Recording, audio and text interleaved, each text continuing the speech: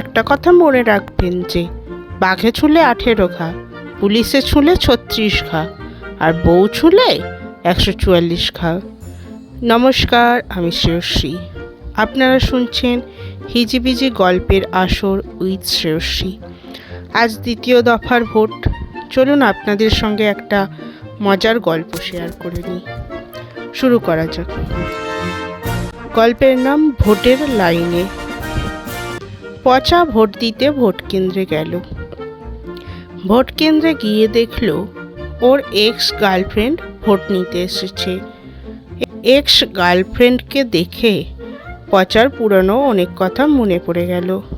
পচা ইভিএম মেশিনের সামনে কিছুক্ষণ দাঁড়িয়ে রইল।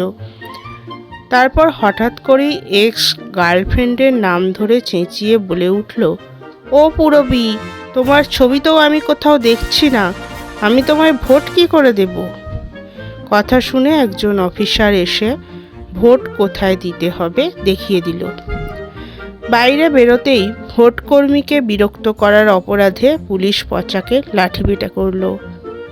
লাঠিপেটা করার ফলে পচার একটি হাত ভেঙে গেল।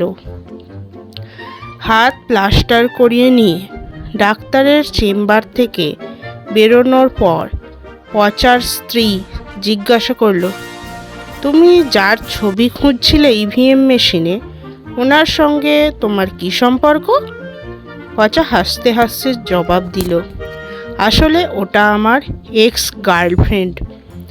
ওকে দেখে আমার পুরনো দিনের সুন্দর মুহূর্ত মনে পড়ে গেল।